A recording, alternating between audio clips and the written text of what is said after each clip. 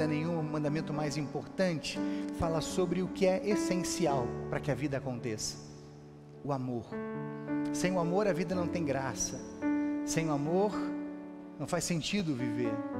Sem amor não existe vida. Se existe vida na terra, ainda é porque existe amor. Mesmo que Jesus tenha dito que nos últimos dias o amor iria se esfriar em quase todos, e a gente tem visto isso acontecendo, é esse restinho de amor que muitas pessoas, algumas pessoas insistem em cultivar, é que tem sustentado o mundo. Isso é tão verdade que é fácil de provar a destruição de tudo por causa do amor. A falta de amor destrói casamentos, famílias, amizades, relacionamentos, vidas. Quem nunca disse ou nunca ouviu alguém dizer que a vida acabou depois de ter acabado um caso de amor? Enfim, se o amor é tão complexo, é tão delicado para ser definido, não há como a gente dimensionar o amor, mas ele pode ser demonstrado em atitudes muito simples. E se alguém fez isso com muita propriedade, esse alguém foi Jesus. Jesus amava com simplicidade. Jesus é o amor personificado. E Ele vai amar você e eu nessa manhã como amou aquele fariseu nessa conversa que eles tiveram. Entre os destaques de hoje, o primeiro: qual o mandamento mais importante? Lá no versículo 28 é a pergunta que o mestre da lei faz para Jesus. Se você olhar para o texto todo, você vai perceber que essa cena envolve uma discussão anterior que Jesus tinha tido com os saduceus a respeito da ressurreição, porque ao contrário de outros grupos dos judeus, entre os judeus, como por exemplo os fariseus, o farisaísmo, os saduceus não acreditavam na ressurreição dos mortos e na vida eterna. É a maior expectativa que todos nós temos, que alimentamos sempre que nos encontramos de novo.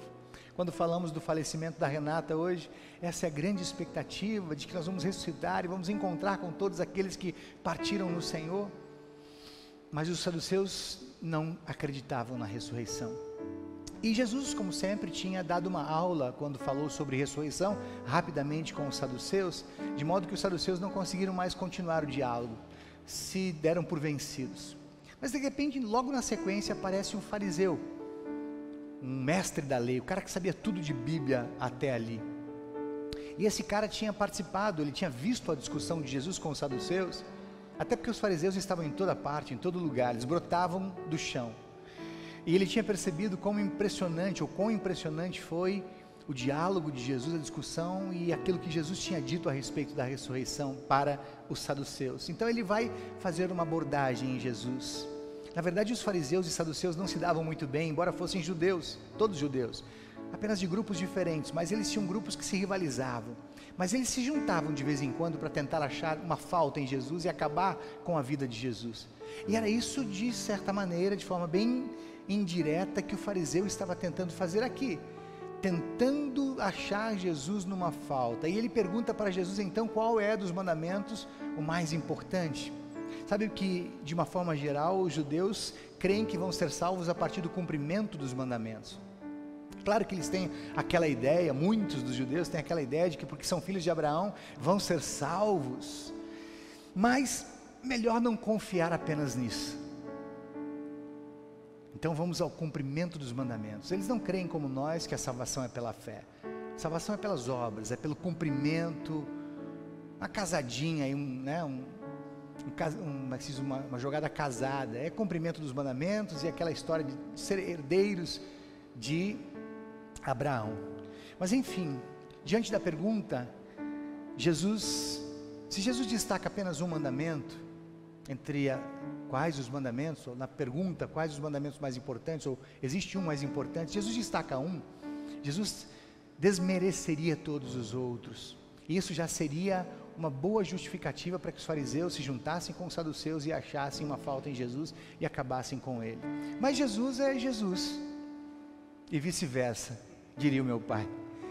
Ao invés de destacar um mandamento apenas, ou outro, ele faz um resumo perfeito dos mandamentos. Olha, o resumo perfeito dos mandamentos é o amor. O resumo perfeito dos mandamentos é o amor a Deus e o amor às pessoas. É como se Jesus dissesse para os fariseus o seguinte: olha, de absolutamente nada adianta vocês acharem que cumprem os mandamentos, ficarem tentando cumprir os mandamentos, dizerem que cumprem os mandamentos, mas vocês não amarem os seus irmãos. Era nesse ponto que Jesus queria chegar.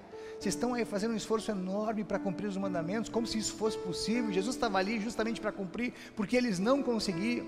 Mas não adianta vocês fazerem todo esse esforço para tentar cumprir os mandamentos e de certa maneira agradar a Deus, se vocês têm dificuldades no relacionamento com seus irmãos. E aí vem o segundo detalhe, que é complementar a esse. O mandamento mais importante são dois, responde Jesus. O mandamento mais importante é o amor. Amor a Deus e amor às pessoas. Bom, entre muitas dificuldades que os fariseus tinham, Renan, você consegue voltar aqui? Sumiu, eu não sei o que aconteceu. Entre as muitas dificuldades que os fariseus tinham, uma delas, sem dúvida nenhuma, era a dificuldade de amar. Tanto é verdade que Jesus, ao longo dos seus 3 anos de ministério, aborda esse tema, amor, com os fariseus, algumas vezes, falando sobre o amor a Deus, falando sobre o amor ao próximo, falando sobre a importância de amar a Deus acima de tudo e amar ao próximo como eles amavam a eles mesmos. Mas os fariseus ainda tinham dificuldade. Sobre o amor a Deus, olha que curioso, o próprio fariseu lembra aqui no versículo 33, o que o profeta Oséias tinha dito lá no Antigo Testamento, que o amor a Deus é muito mais do que entregar sacrifícios, ofertas no altar, e Jesus já tinha dito isso para ele: olha, amar a Deus vai além das ofertas generosas que vocês costumam levar nos cultos públicos, entregar lá no altar. Amor a Deus vai muito além, excede muito as demonstrações externas nos rituais de cultos que vocês fazem sempre de novo. Era isso que eles costumavam fazer. Eles iam ao templo como costumavam fazer há muito tempo, sempre foram, era um costume ir à igreja, e esse é um costume saudável, desde que seja uma ida verdadeira, sincera. Eles iam ao templo, e no templo eles se gabavam de serem melhores do que os outros, e que davam os dízimos de tudo quanto ganhavam, e faziam isso a plenos pulmões. Portanto, o amor a Deus de verdade é algo que definitivamente os fariseus não conseguiam alimentar, manter. E sobre o amor ao próximo?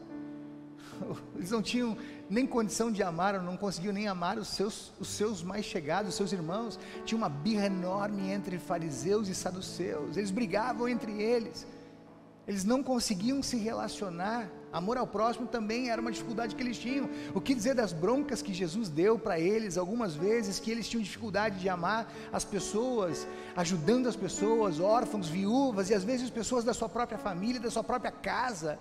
Então, definitivamente, eles tinham dificuldades muito grandes com o amor ao próximo também não era algo que eles conseguiam alimentar, desenvolver, praticar. Sabe, queridos, na verdade, o que Jesus está querendo dizer aqui, quando diz que o mandamento mais importante, que é o amor a Deus e amor às pessoas, Jesus está querendo falar de um amor maior. Jesus não está falando de 2 amores, mas de um amor só. Porque o amor que vem de Deus não separa amor a Deus e amor ao próximo. Lembra do que diz o João, a primeira epístola, capítulo 4, versículo 20? Ninguém ama a Deus de verdade e não ama o seu irmão. Portanto, a fonte do amor é uma única, é a mesma. A fonte que me alimenta no amor a Deus é a mesma que me alimenta no amor ao próximo. Falta contato com a fonte. E para terminar, olha que interessante esse tapa de luva que Jesus dá, versículo 34. Jesus termina o diálogo com aquele mestre da lei, dando costumamos dizer, um tapa de luva, um chacoalhão nele, dizendo que ele não está longe. Olha, fariseu, você não está longe do reino de Deus. É como se ele dissesse para o fariseu: cara, você não está longe do amor, não. E com essa resposta, Jesus está pelo menos querendo dizer 2 coisas para o fariseu. A primeira coisa é que o fariseu está tendo um bom conhecimento daquilo que Jesus estava dizendo ali. O cara sabe bem, na teoria ele está mandando bem. O problema do fariseu é a prática. Vai bem na teoria, mas peca na prática. E a palavra de Deus diz que muito mais felizes são aqueles que leem a palavra de Deus, ouvem a palavra de Deus, sabem a palavra de Deus e praticam a palavra. De nada adianta você ouvir, saber de cor, mas não praticar. Esse é o recado que Jesus está dizendo para o fariseu, quando diz: você está perto, você não está muito longe não. E um segundo detalhe, uma segunda razão porque o fariseu não está longe do reino de Deus, é porque ele está pertinho de Jesus, ou Jesus está pertinho dele. Jesus é o reino de Deus aqui, Jesus é o amor de Deus aqui, é o amor personificado, pertinho de nós, estava pertinho, grudado no fariseu. O fariseu está na frente, frente a frente com o amor, com o próprio amor. Mas eu tenho que te dizer uma coisa importante aqui: nenhum povo esteve mais perto de Jesus, ou mais perto do amor, mais perto do reino de Deus do que o povo judeu. Mas ao mesmo tempo que estavam tão pertinho, eles estavam completamente distantes. A proximidade física era uma, a proximidade espiritual, de contato íntimo, de ligação, era muito distante, era outra. Mas o abismo não havia entre Jesus e os fariseus, porque Jesus queria, Jesus está ali, Jesus está tentando uma aproximação, e fazia isso sempre de novo, mesmo que os fariseus quisessem achar alguma falta nele, quisessem acabar com a vida dele, Jesus estava ali, estava de frente com o fariseu, era o amor ali, conversando com o fariseu. Isso também me chama muita atenção em Jesus. Entre tantas coisas, Jesus tem uma capacidade impressionante de não desistir de amar, de não desistir de quem quer que seja. Jesus amou aquele fariseu, ou os fariseus inteiros, todos eles, os saduceus, todos que queriam acabar com ele até o final. Enquanto houve vida, enquanto tinha vida, Jesus amou, tentou de alguma maneira, alguma aproximação. Enquanto há vida, Jesus tenta uma aproximação. Eu vou terminar essa mensagem falando a respeito disso.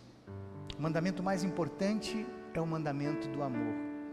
Jesus não estava ali apenas falando de amor para o fariseu. Jesus estava amando aquele fariseu, porque Jesus veio para os seus, veio para os fariseus. Mesmo que eles não o quisessem, Jesus veio para eles. Hoje Jesus está falando de amor para mim e para você, mas não apenas falando. Jesus está nos amando através dessa palavra. Eu não sei qual a distância que existe entre Jesus e cada um de nós nessa manhã, mas o que eu sei é que nós jamais estamos tão distantes de Jesus, ou tão distantes do amor de Jesus, que o seu amor não possa nos alcançar e nos transformar. Na verdade é isso que Jesus vem fazer sempre de novo quando nos encontra. Ele não desiste de nós, não desiste de nos amar. Enquanto houver vida, Jesus virá ao nosso encontro tentando uma aproximação conosco, mas não apenas uma aproximação física.